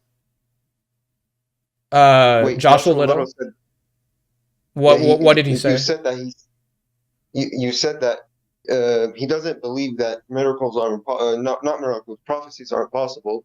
He just says that it's low probability. Okay, yeah, I'm sorry, I took it that way. I took So it in the I'm way pretty that he sure. said, Yeah, I'm pretty sure that was his argument. As far as like his personal beliefs, I don't know. I don't remember what his personal beliefs are. But oh, yeah, that's the main okay, yeah, argument. yeah, Like I remember listening to the yeah, lecture between him and like what's his name, what's his face, the dude who uh Javad on YouTube when he was giving that lecture okay, on the 21 points. Like the way he came across was very much like the prior probability. Like what are you going to take like that what you're gonna take is like more likely. But in any case, back to the New Testament. Okay. Yeah. So like, I mean, we have Jewish authors talking about the destruction of the temple, like prior to the second temple, prior to the second temple's destruction. Outside of the New Testament, like Josephus talks about one of those people. Say, for instance, we also have like the Book of Daniel that has been um, preserved, and they're like regardless of whether you think that it's written in 5th century or 2nd century BCE, regardless, like the reason why it was kept by a lot of these Second Temple Jews was because they thought it was predicting the Second Temple's destruction. Um, Even though like, but that's a whole nother discussion. But okay. yeah, I think I'm finished. I don't have any questions. okay, we can move on to Q&A, I guess. All right. I mean, you guys had like 2 minutes left, but if you want to move on to Q&A, that sounds good. Yeah, I'm down. Okay. So I'm just waiting on questions. I didn't really get any yet. Okay, we can wait Yeah, for I'll like ask you. I guess like a. Oh, I got one. Okay, so this question is for both people. So this one comes in from Joshua. How long and what method did you guys use to study/prep for the debate? P.S. Nice, respectful, and civil debate. Rare these days. Also, W moderator. Well, thank you for that. Appreciate it. Wait, for me or for him? Never here. I was chatting real quick. It's actually for both of you. Oh, So what, I have my methods and techniques. So like, I'll just I just try to be like rigorous about like the different kinds of questions that could pop up. Like I knew, for example, that Harafil would like bring up like the autographs and like the manuscripts, which is why I looked into like the early manuscripts of like the Hadith, and like the earliest datings for a lot of these Hadith collections, which is by the way later than the New Testament, even by like critical datings, like like second century. I mean, sorry, 2 centuries, 3 centuries after is still better than.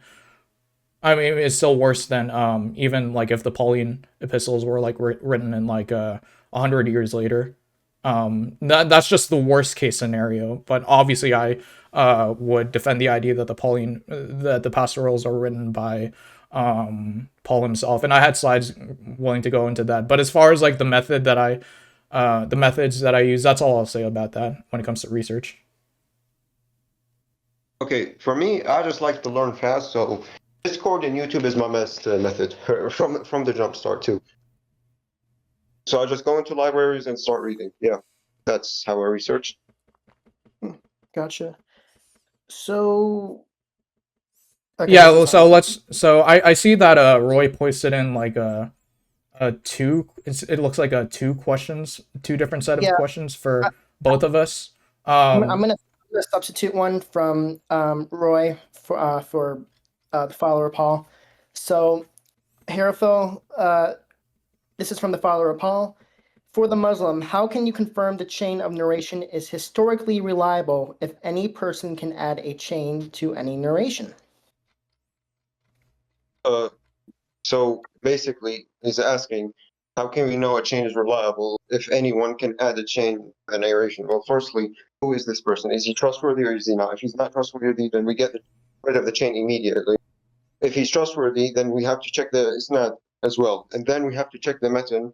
We're using stylometric analysis and then ICMA analysis as well, combined with it to see if it goes back to the common link. If it doesn't, then it's mursal, which means disconnected. Therefore, we get rid of the chain and consider this version of the hadith weak. Okay, thank you. Apollos, did you want to respond? Sorry, I was looking at how like Roy gave 4 questions to both me and Harafil. Let's keep it like at most 1 question to both of us, because I don't want like one questioner like hogging up all the time. Right, So well, we're not getting a lot of questions though, so oh, okay. I do. Hey, what's up, Roy? I do have another one from the follower Paul to you, Apollos. Sure. Okay. Or did you want to respond, or did you not want to? So the question that was addressed to Harafil was that, yeah, anyone could add like any chain of narration. Yeah, I mean, like, this is a major concern for a lot of like these, and for a lot of these isnads, that like one reliability of one isnad doesn't extend to the other, versus like with the New Testament, like you can address it like holistically with like the different facts it claims, the different geographical places it mentions, the different like onomastic congruence and all that. But when it comes to these nods, you have to take it by case basis, and so like the scope of like reliability that you can confirm or disconfirm is very limited, and you kind of have to like kind of like do like kind of like with the stylometric analysis. I mean, we have that for like the New Testament too, like say for instance when it comes to Paul's letters and stuff like that. But in any case, yeah, it's not like yeah, it's not like we have like isnad chains like going back like um 3 centuries or whatever. We have like isn't quote unquote isnad chains like going back maybe 1 or 2 generations at most. When it comes to the life and deeds of Jesus and the apostles. So yeah. All right, thank you. So this one is for you, Apollos, again from the follower Paul.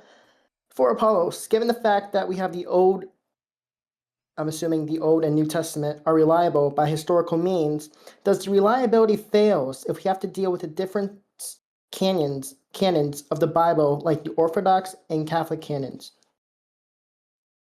Oh, okay. Yeah, I mean, like, by this same methodology, then you would have to scrutinize the different, like, canonizations of, like, what's considered, like, and I know by and large the Sunni, like, camp has decided what their 6 collections are when it comes to the Hadith, but there's some dispute on, like, the 6th, like, collection, whether it's, let me see, say, for example, whether it's, Maliki's and Ibn al-Athir instead of Muwatta of Malik ibn Abbas as the sixth book.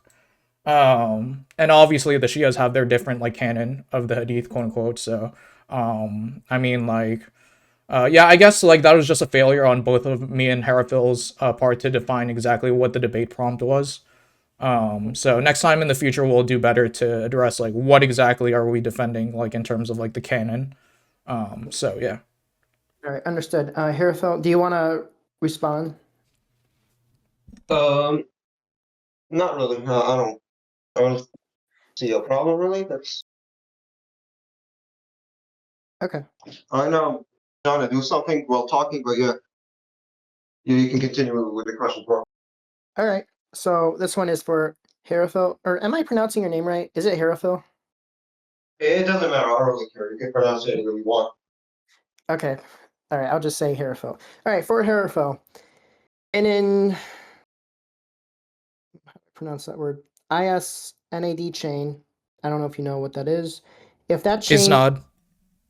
Okay. Thank you. If that chain isn't infinite or circular, bro, this is a long question. Come on. If that chain isn't infinite or circular, there's going to be someone who is at the beginning and at the chain. How would you authenticate someone at the beginning of the chain and someone at the end of the chain? For example, the person at the end of the chain, there isn't going to be any biography available because they are the final person in the chain and thus have no subsequent authenticator. If you want to argue that the last person in the chain has a reliable biographer, for example, then the problem is that this just pushes it back one, and we can ask who authenticates the biographer, and then we can repeat the question until we get to someone who is authenticated by someone other than a biography. I am so sorry for that long question. You don't have to respond to everything, Yeah. but if you just want to try your best. Yeah, but basically he's asking, okay, so since we can verify the last person, the people in the chain using their biography, how do we verify the person that wrote the biography? Historians. I think Demamine asked this question. Who asked it? Oh, who asked the question? Yeah. Oh, Roy. Yeah, Roy, my guy, historians, yeah, they can, pretty sure historians are reliable. We can definitely rely on them. All right, Apollos, do you want to respond? So like as far as like authenticating like the reliability of the last person in the chain, yeah, this definitely is a concern, especially when you get to, I'm just gonna pull up an example like Sahih al-Bukhari. If he's receiving like 600,000 narrations of like different isnad chains, like yeah, I mean like and he only keeps like what 1% of them, like 7,000 or something like that. Yeah, uh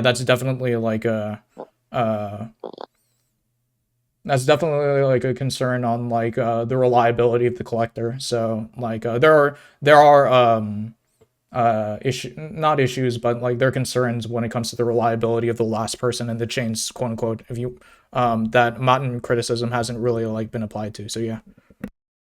Okay. Okay, I don't so want this to one, respond. There's nothing with what he said. There's nothing wrong with what he said.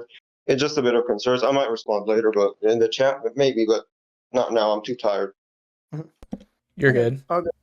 Okay, so this one again from Roy for Apollos.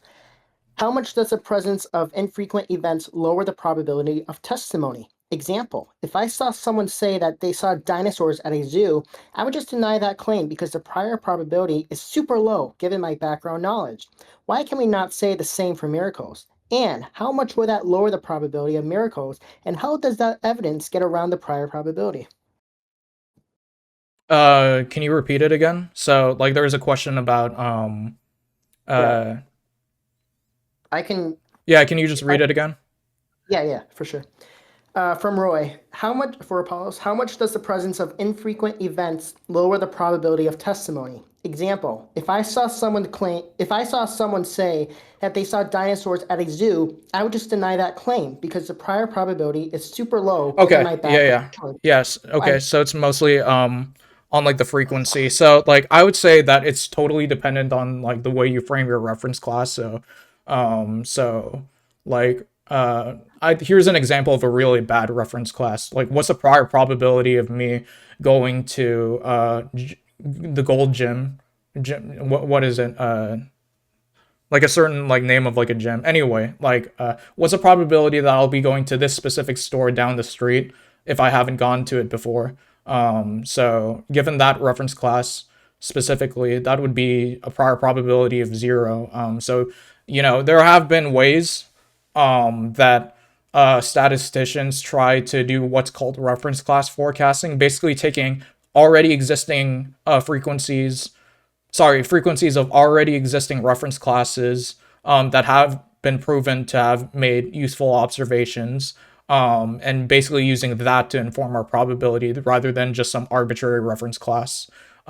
So, say for example, when it comes to the resurrection of Jesus, the number of, let's just say, the number of like resurrected people given their claims, and the number of like resurrected people per miracle worker hasn't been proven to be like a reliable reference class to like anything, really. But you can definitely use like the reference class of like reference classes such as like and I know this isn't exactly like strict probability, but like the distance between the reported events and like when it becomes codified into a textual report, or how many eyewitnesses you have for that textual report, or witnesses for that event at hand, and so on and so forth. Like those have been proven to be useful reference classes when analyzing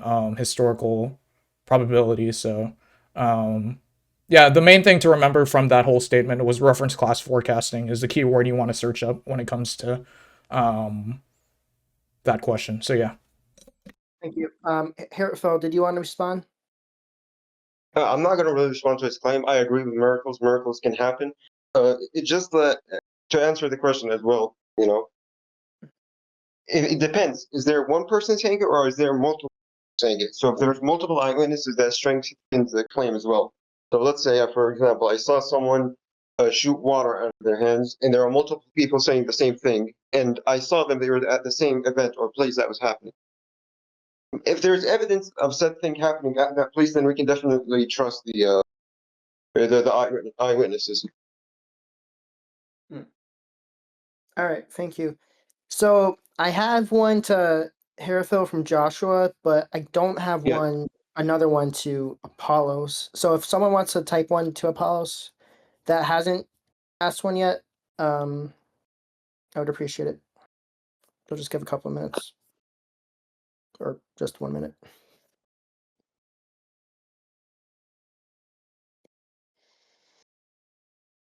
But yeah, like I guess like while we're waiting for like a question directed towards me, and like I guess like I would that picture in the side chat. I guess like I would say like in retrospect towards this debate, I'm content with the way that it turned out. You know what? I'm speaking on my conclusion way too early, so yeah, I'll save that for later. Okay. No, I'm glad this has been a really respectful debate. I was a little nervous, but this has been great. So I appreciate Apollos and Harafil for making this such a good debate. It's raining.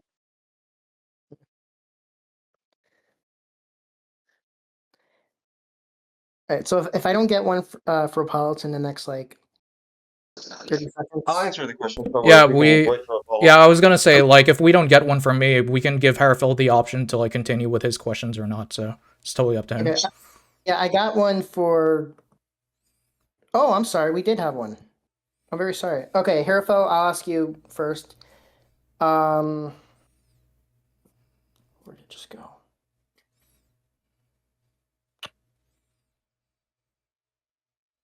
Okay, this one from Joshua.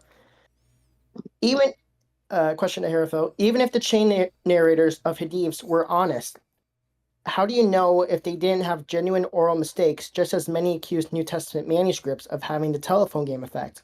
Do we have different streams of oral tradition for the Hadith transmission like we have with New Testament manuscript transmission? Sorry if this was already addressed. Well, my answer is just the scholars, they check.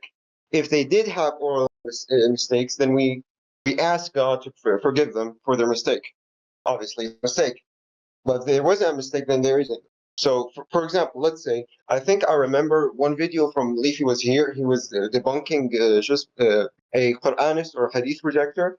The Hadith rejector was criticizing many famous people in isnad transmission. Like, yeah. So from that alone, we can. And Leafy was debunking him. For example, one of them, he tried to say that this person purposefully did something or said something that contradicted most of the scholars. What the Hadith rejector didn't know or blatantly lied about is that this was an accident, as the scholars had verified or said that this person, the person who said something wrong that contradicted most of them, was a mistake, as from their analysis, the scholars' analysis. So they forgave him, and they asked God to forgive him for this mistake. You can watch the video. It's basically him refuting. Well, it's basically the thumbnail from Leaf was here. A thumbnail with multiple books inside of it. You can click on it and watch for yourself. So yeah, pretty sure that he already addresses this. Okay, yeah. So like yeah, so I think that's fair. But what I will say is that when it comes to the longer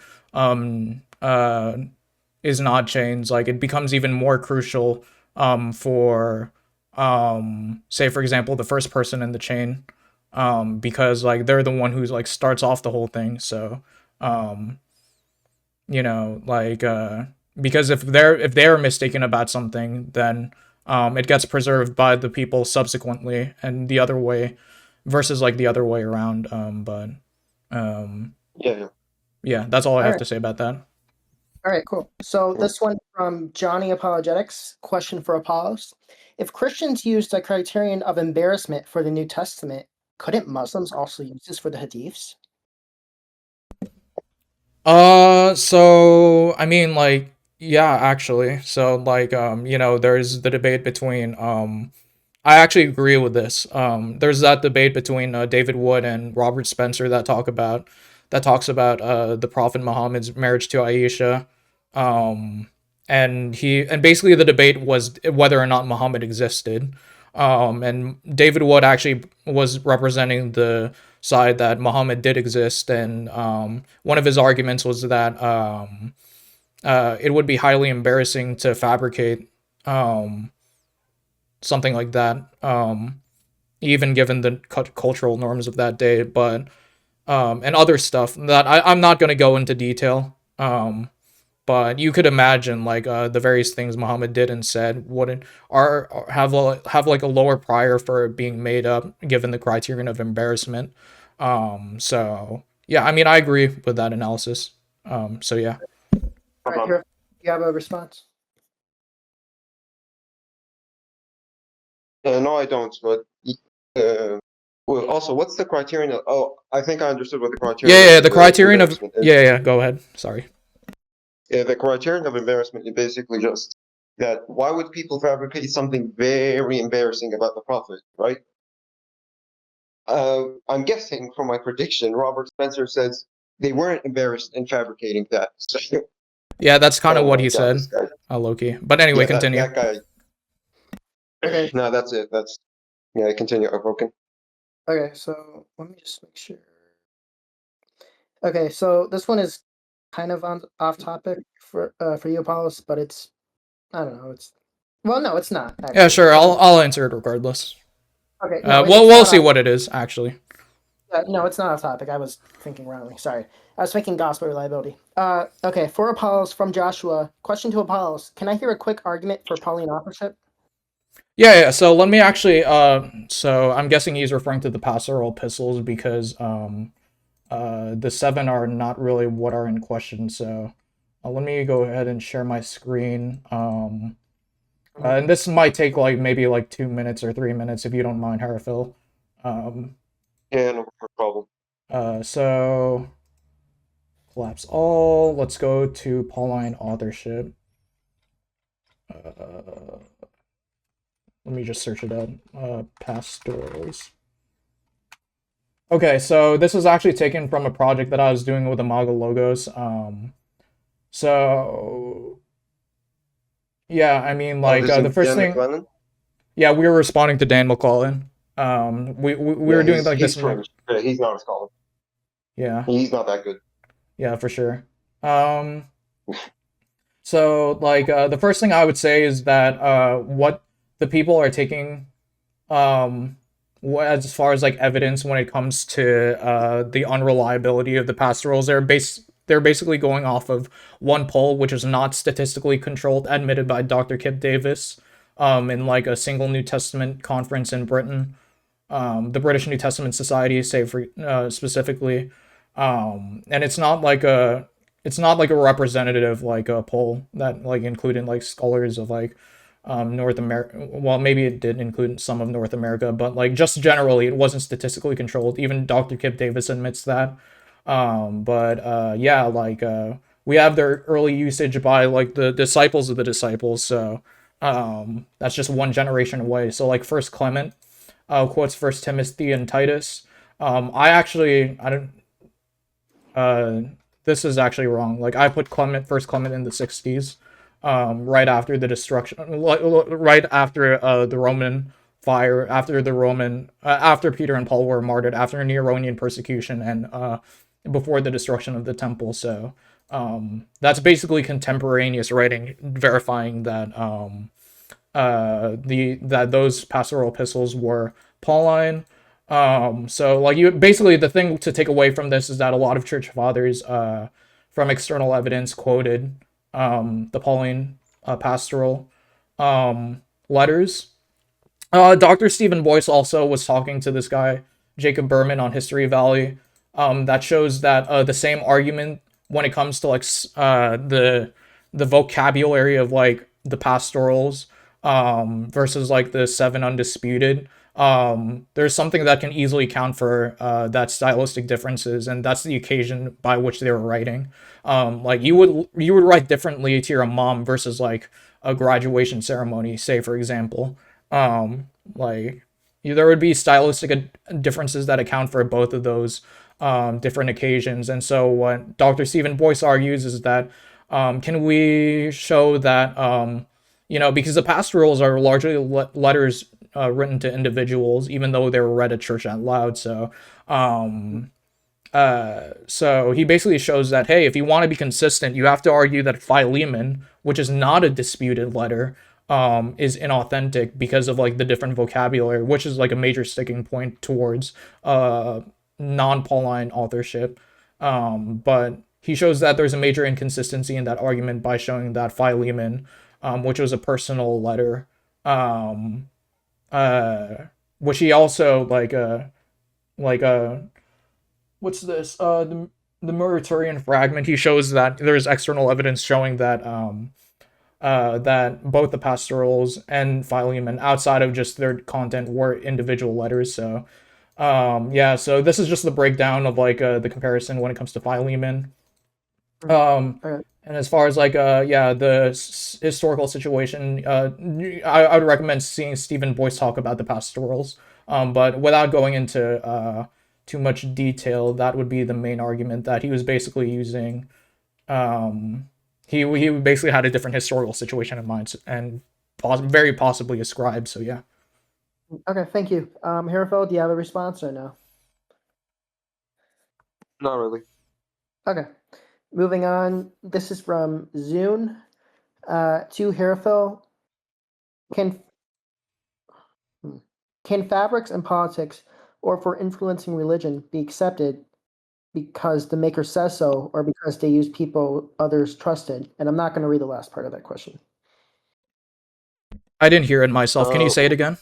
What? Yeah, sure, for sure. So this is I from don't Zune. I didn't really understand the question. So like, Yeah, I didn't understand it either. I feel like it's a troll question, but maybe not. To Zune. Zune. There's two Harafel from Zoom.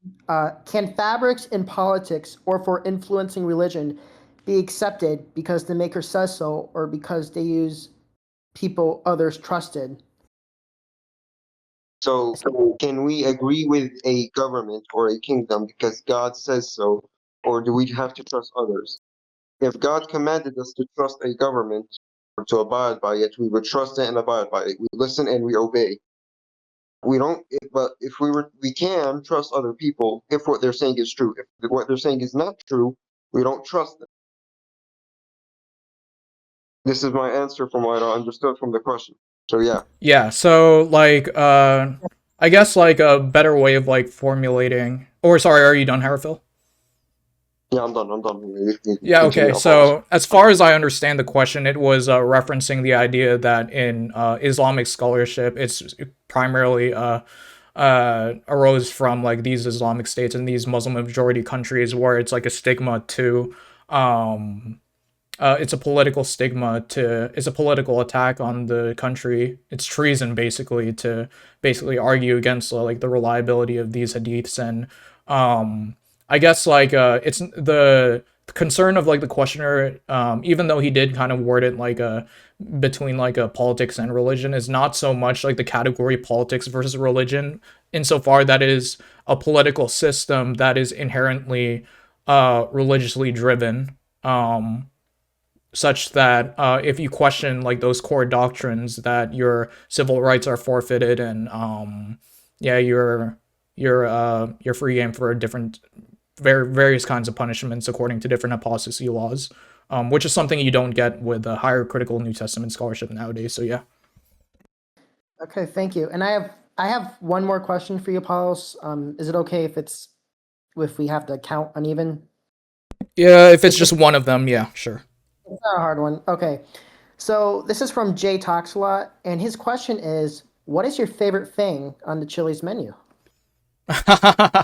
So I'm a chicken machine, so like yeah, like anything chicken, like it's been a while since I've been to Chili's. I'm actually gonna hit it with Jay Talks a Lot specifically today. So yeah, like I'm just, to be honest, Jason, I'm probably just gonna hit whatever is like has like the most chicken. So yeah, All right. Hirofo, did you have a response to what Apollo said?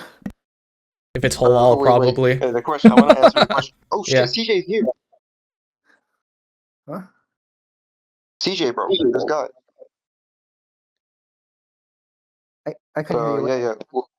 Yeah. What was the question again? It was CJ. What's up, CJ? It was kind of like a joke question. Like, I don't know if you know the restaurant Chili's. What's the things on the menu? It's I'm really it's good it's at food. a it's an American restaurant. Yeah, I know. I'm really good at food. Tell me the menu, bro. Send me the screenshot so I can. Yeah, all I gotta say is that they probably don't have halal food, so yeah. Oh shit. Okay, no. Yeah. Oh my god. All right. All right. Well, Man, what the hell? all right, well, I think that concludes the Q&A session. So, Apollos, you went first in your opening. So, Hirofil is going to have the last word in the closing, if I'm not mistaken, right? Or no? Uh, did you have a preference, Harafil? In terms of like who closes first or Uh, whatever? I don't care really. Either one can go. I don't. Okay. I guess I can go last then. Okay, and you have 1 minute. Oh, Hirofil? Okay, so Hirofil is going to go first, Me? Yeah. right? Okay, Yes. Hirofil, you So can your 1 minute closing statement whenever you begin. yeah. So thanks for everyone watching. Thanks for Roken for moderating. Thanks for Apollos debating. Apollos is a good debater, I guess. The dude's good. And shout out to Dr. Bustdown and Roy. Also, uh, again, thanks Apollos for debating. Not gonna lie, he was whooping my ass on the NT, but yeah, I was me personally. I was defending the Hadith, yeah, just as good. So yeah, that's my closing statement. All right, thank you, Hirofil. I appreciate you being here, and I appreciate you being respectful. Sometimes Yeah. with debates, it doesn't go as planned, but this one went really well. So I appreciate you very much. Thank you. Yeah. All right, Apollos, whenever you begin, I'll start your timer. Well, yeah. Thanks for everyone for showing up to this debate. As you know, I'm an apologetics research channel primarily, so I try to ask the probative questions instead of like the Islamic dilemma that you guys probably have heard debates about countless times already. So I really appreciate you guys like showing up to this debate. I wanted to extend the same olive branch that Harafil extended to me. I think he was a respectful debater. He acted in good faith. He's pretty chill even offline, like off the screen time, like off the record and stuff like that. So yeah, like I in fairness, like I think just in general, like in hindsight, like yeah, I'm happy the debate went out, like turned out, and yeah, like I think both of us were more familiar with our own sources, but in general, but I'm glad that like it was a way for me to break into like Islamic apologetics, and yeah, hopefully I can do more of this sometime in the future with some of you guys or even you, Harafil. I think this is pretty Yeah. dope, and By yeah. the way, everyone, let everyone know, me and Apollos in the future might debate Tawhid versus Trinity. So obviously, CJ, you're my number one guy. I know damn well I'm gonna learn from him. So yeah, in the future at least, not now. Like, Yeah, For for sure. sure. Absolutely. But yeah, I All right. enjoyed this. Yeah, I think that uses up my 1 minute closing. So yeah, appreciate everything that went down, and thanks for tuning in, guys. This is your boy Paul signing out. All right. thanks for everyone too. I'll sign out as well. All right. Thank you, everyone. Appreciate it. You made it to the end of this video. If you enjoyed it, please consider becoming a Patreon member for Apollos Christian Apologetics. Your partnership helps with creating original Christian apologetics research, gets you exclusive access to videos, and more. Want to catch me personally online? Well, feel free to join our Discord server. But in any case, Christianity is true, apologetics is based. This is your boy Apollo signing out. Peace.